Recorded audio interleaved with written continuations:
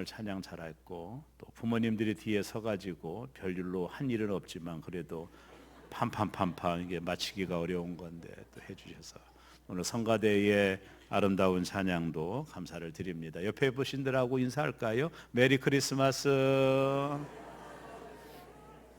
오늘 교회에서 그 식당팀이 맛있는 떡국을 많이 준비하신 것 같아요. 예배 끝나고 함께 교제하며 맛있는 식사하실 수 있도록 그렇게 하시기를 바랍니다. 오늘 특별히 성탄절 우리가 함께 예배하고 있는데, 이 성탄절을 맞이해서 성탄의 의미, 또 성탄이 주는 의미가 무엇인지를 살펴보는 시간을 가지려고 합니다. 특별히 누가복음 우리가 읽은 2장 전체는 다 읽지 않았지만, 이 누가복음 2장 속에는 예수 그리스도의 탄생에 대한 자세한 내용들을 담고 있는 걸 보게 돼요. 특별히 우리가 읽은 본문 속에서 주의해야 될 것이 뭐냐면, 예수님의 탄생은 역사적인 팩트, 사실이라는 것을 오늘 특별히 누가는 많이 강조하고 있습니다. 우리나라도 보면 설화들이 있잖아요. 단군 설화, 사람들이 만들어내고 지어낸 스토리와 이야기들이 있는데, 그것은 사람들이 인위적으로 만든 이야기죠. 그러나 예수님, 2000년 전에 예수님이 이 땅에 탄생하신 것은 사람이 만들어내는 설화가 아니라 역사적인 맥락 속에서 벌어진 사건이다. 그것을 누가는 아주 자세하게 설명하고 있는 것을 보게 됩니다. 누가복음 2장 1절에 보면, 그때에 가이사 아구스토가 영을 내려 천하로 다 호적하라 하셨으니, 예수님이 탄생하게 된 배경을 정치적으로 설명하고 있죠. 여기 보면 가이사 아구스토, 이 사람은 옥타비아스라고 하는 왕입니다. 이 사람이 로마를 평정하고 로마 전체를 이제 통치하게 될 때 원로원에서 이 사람을 아구스트 황제라고 하는 칭호를 부여하게 됩니다. 그때가 로마가 전 세계를 지배하고 있었던 당시고, 특별히 팔레스타인 지방이었던 베들레헴이라든가 이 지역도 로마가 다스리고 있었어요. 황제가 등극하고 난 이후에 이 황제가 칙령 하나를 내리는데, 이게 세계 역사서를 보면 그 역사서에도 동일한 내용이 기록되어 있어요. 이 옥타비우스 황제가 자신이 다스리는 모든 나라 피지배국에게 칙령을 내립니다. 칙령이 뭐냐면 호적하라, 그 말이에요. 이 호적하라고 하는 것은, 황제가 이 명령을 왜 내렸느냐 하면 이유가 몇 가지가 있는데, 그 중에 하나는 자기가 지배하는 나라들의 사람의 수를 좀 헤아리고 싶었던 것, 그리고 사람의 수가 헤아려지면 세금을 내게끔 하려고 했어요. 그러다 보니까 얼마의 사람들이 살고 있는지가 필요했던 거죠. 그래서 세금을 징벌하기 위하여 호적령을 내리게 돼요. 이게 종교적, 역사적인, 정치적인 상황이죠. 또 하나는 로마가 전 세계를 지배하고 있었기 때문에 군사력이 매우 필요해서 군인을 착출하기 위하여 자신의 나라의 전쟁을 위해서 호적령을 내려 젊은 사람들을 다 조사해서 세계를 통치하는 일에 그 내용을 사용하기 위해서 호적령을 내려요. 우리가 세계사의 역사를 공부하다 보면 옥타비우스라는 황제가 호적령을 내리는데, 이게 참 타이밍이 중요한 게 뭐냐면, 황제가 호적령을 내리는 그 기간이 있거든요. 대개 14년에 한 번씩 호적령을 내리는 그런 기간이에요. 근데 황제가 지금까지 호적령을 내리지 못하다가, 그것은 아마 이 지역을 다스리는 헤롯 분문 왕과 좀 리스크가 있었던 것 같아요. 그러다가 황제가 그것이 해결되니까 전 세계에 자신이 지배하고 있는 모든 나라에 호적령을 내려서 군인을 징벌하고 세금을 각출하기 위한 목적으로 호적령을 역사적으로 옥타비우스가 내리게 됩니다. 세계 역사 속에 나와 있는 사실이죠. 그 호적령을 내릴 그 당시에 예수님이 태어났다라는 것은, 예수님의 탄생이 어떤 만들어낸 어떤 퍼포먼스나 이야기가 아니라 역사 속에서 맥락을 같이 하는 실제적인 팩트라는 거예요. 그것을 오늘 누가는 설명을 하고 있는 겁니다. 자, 이제 호적령을 내리는 것은 뭐냐면 고향으로 가서 호적을 해야 되거든요. 근데 마리아와 정혼한 요셉의 고향이 나사렛 베들레헴이거든요. 지금은 나사렛에서 살고 있었는데 그런 베들레헴까지 가서 호적을 해야 돼요. 이거 호적하지 않으면 감옥에 갇힙니다. 피할 수 없는 황제의 명령이었죠. 그래서 요셉이 호적을 위하여 이 나사렛에서 베들레헴까지 간 거예요. 자, 근데 신기한 게 뭐냐면 나사렛에서 베들레헴까지는 128km 정도가 됩니다. 먼 거리입니다. 직선 거리로 128km니까 그 당시 교통이 없었던 시대에 조금 부유한 사람은 뭐 나귀를 타든 뭐 이러면서 고향으로 갔겠죠. 그러나 요셉과 마리아는 가난했잖아요. 더군다나 마리아는 임신을 하고 있었어요.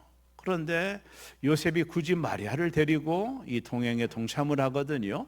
그 이유는 잘 알 수가 없어요. 주경학자들은 마리아가 홀로 남아 있으면 어려움을 당할 것 같아서다. 뭐 여러 가지 이야기를 하지만 어쨌든 요셉은 자신의 고향인 베들레헴으로 호적을 위하여 임신한 마리아를 데리고 128km나 되는 열흘길을 걸어갔다 이 사실이에요. 자, 여기서 우리는 중요한 포인트가 하나 있습니다. 미가서 5장 2절에 보면 미가 선지자가 앞으로 오실 메시아를 예언할 때 베들레헴 땅에서 메시아가 태어날 것이다 예언을 했습니다. 그 예언이 예수님 탄생 600년 전에 한 예언이에요. 구약의 선지자 미가서가 예언한 겁니다. 그래서 미가서 5장 2절에 보면 앞으로 오실 메시아가 베들레헴 땅에서 태어날 것이다. 600년 전에 미가 선지자는 예수님의 탄생의 지역을 꼭 집어서 예언을 했습니다. 그도 성령에 충만하여 예언한 거겠죠. 자, 그런데 놀라운 게 뭐냐면 요셉이 베들레헴에 갈 필요가 없거든요. 나사렛에서 살면 되는 거예요. 근데 왜 베들레헴에 갔을까요? 이유는 하나입니다. 호적을 위해서 간 거예요. 요셉의 고향이 베들레헴이니까. 자, 호적을 위하여 또 굳이 마리아를 데리고 갔습니다. 요셉은 아무 생각이 없죠. 미가서 선지자가 베들레헴에서 메시아가 태어날 거라는 그 사실을 요셉이 알 리가 없죠. 그는 단지 황제의 명령에 따라 나사렛에서 128km가 되는 베들레헴에 간 이유는 호적을 위해서 간 거지. 미가서 선지자의 예언을 이루기 위해서 간 게 아니에요. 저들은 개인적인 이유로 황제의 명령을 따라 128km나 되는 이 베들레헴 땅으로 마리아를 데리고 그 임신한 몸인 마리아를 데리고 베들레헴 땅에 간 것은 저들의 사정 때문이에요. 그리고 그들이 베들레헴 땅에 도착했을 때 묵을 방을 찾았잖아요. 오늘 이 여관이라고 하는 헬라어 단어는 숙소를 말하는 겁니다. 근데 그 당시 베들레헴에 고향을 둔 남자들이 많이 왔기 때문에 전국적으로 왔기 때문에 방이 있을 리가 없죠. 물론 웃돈을 주면 방을 구할 수도 있었을 거예요. 그러나 요셉과 마리아는 너무나도 가난했습니다. 그러니 방을 찾다가 방이 없으니까 이제는 마리아가 진통이 시작이 되는데 야단이 났죠. 그래서 한 집을 찾아가서 먹을 것이 있느냐? 방 없다. 벌써 다 나갔다. 아니 헛간이라도 괜찮으니 우리 집 아내가 임신해서 아이를 낳으려고 하니 부탁한다고 하니까 주인이 안쓰러워서 자신의 좋은 방이 아니라 그저 헛간 짐승들이 사는 그 헛간을 빌려준 거예요. 마리아가 요셉과 그곳에 들어가서 예수님을 탄생한 겁니다. 누울 곳이 없었어요. 그래서 말의 밥통에다가 거기 작은 천에 그 자리를 깔고 거기 예수님이 탄생하신 거죠. 하나님이 그렇게 이 땅에 오신 겁니다. 너무나도 낮고 천하게 오셔서 아무도 관심 갖지 않았어요. 누구도 예수님의 탄생을 알 수도 없었습니다. 고관대작의 집에 왔었더라면 아니면 황제의 집에 태어났더라면 이런 푸대접도 없었을 거예요. 그러나 예수님은 너무나도 낮고 천한 이 땅에 낮아질 곳이 없는 그 낮은 곳에 하나님의 아들 예수 그리스도가 이 땅에 태어나시는 것, 그것이 성탄이라는 거예요. 여러분, 예수님의 이름이 왜 예수인지 아시죠? 모든 백성을 죄에서 구원할 자라는 뜻입니다. 여러분, 예수님은 이 땅에 왜 오셨죠? 부귀영화를 누리기 위해서 오셨나요? 아니요. 죽기 위하여 오신 겁니다. 그분은 언제나 자신의 사명을 한 번도 잃어본 적이 없어요.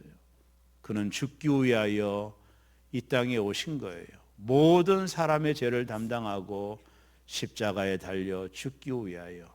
그래서 모든 백성들에게 영원한 지옥에 가지 아니하고 영원한 천국으로 우리를 인도하기 위하여 하나님이신 그분이 이 땅에 낮고 천한 몸으로 누울 곳이 없는 말구유에 오신 거예요.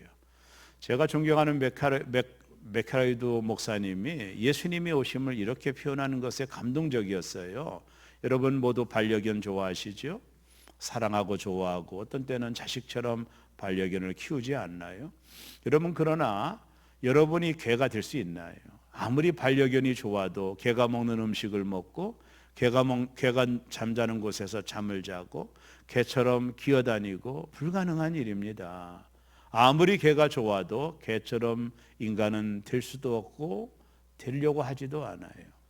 루케이드 목사님이 얘기는 예수님이 이 땅에 오신 것은 인간이 개가 된 것보다 더 낮게 오신 거라는 거예요.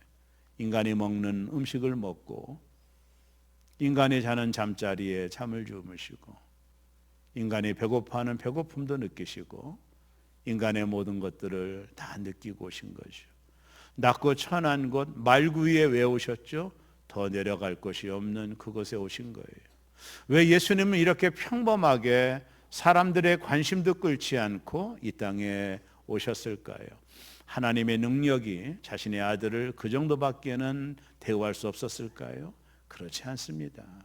예수님이 이 땅에 평범하게 오시고 말구유에 오신 그 아기 예수, 모든 사람이 누구나 와서 예수님을 영접할 수 있는 가장 낮은 단계의 예수님이 오신 이유는 평범한 저와 여러분들과 임마누엘 하시기 위해서인 거예요. 그분이 왕궁에서 태어났다면 우리는 그분을 근접할 수도 없었을 거예요. 고관대적의 집에서 태어났다면 누구도 그분께 가까이 갈 수 없을 겁니다.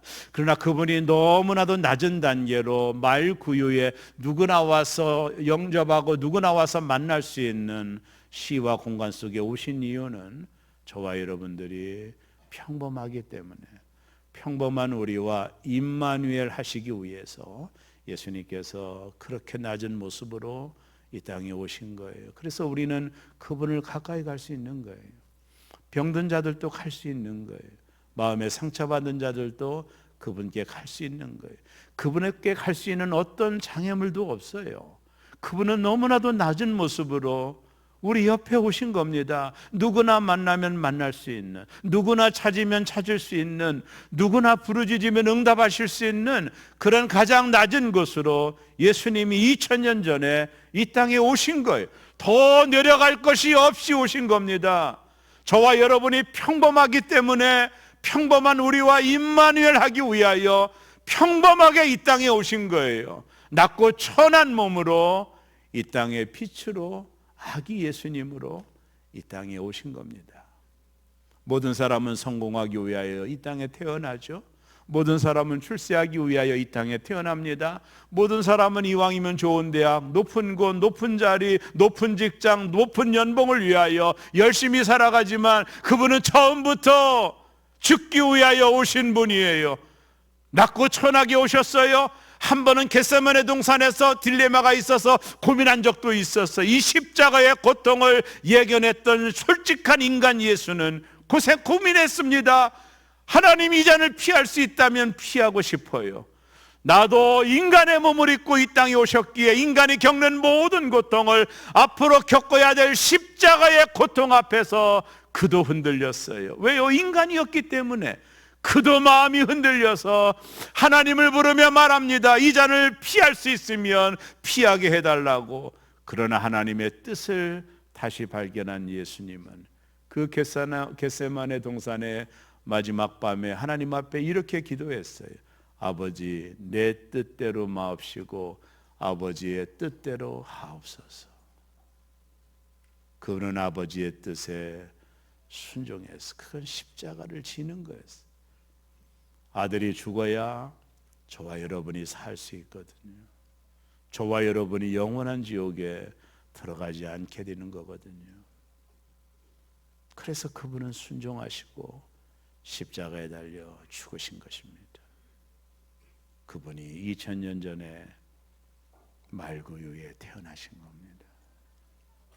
마리아는 몰랐을 것입니다. 이분이 앞으로 어떤 생을 살지 마리아는 아무것도 몰랐을 거예요. 그러나 그분은 모든 사람의 백성의 죄를 담당하고 십자가에 갈려 죽으시기 위하여 오신 거예요. 제가 학생 시절에 이 십자가가 막 가슴 깊은 곳에 여민 적이 있어요. 눈물과 통곡을 한 적이, 나를 위하여 주님이 십자가 지셨다라는 게 진짜로 믿어지니까 막 통곡과 기도가 나왔던 시간들이 저에게도 있었어요. 그렇습니다. 예수님은 성공하기 위해 오신 분이 아니에요. 예수님은 우리를 부자로 만들어 주시기 위해서 오신 분도 아니에요. 그것은 부차적인 거예요. 예수님이 오신 이유는 우리를 구원하기 위해서, 저와 여러분이 영원한 지옥에 떨어지지 않게 하기 위해서 예수님이 2000년 전에 이 땅에 오신 겁니다. 그것이 바로 성탄입니다. 오늘 이 성탄절날 우리 죄를 담당하고 십자가 지기 위해서 오신 예수님, 그 탄생을 축하하며 그 예수님을 나의 말구 위에 모셔드리는 이 은혜가 저와 여러분들에게 있기를 바라요. 미국이라는 나라에 주일학교에 있었던 사건이 하나 있는데, 윌스라고 하는 조금 정신적으로 좀 미성숙한 친구가 있었어요. 성탄절날 연극을 해요.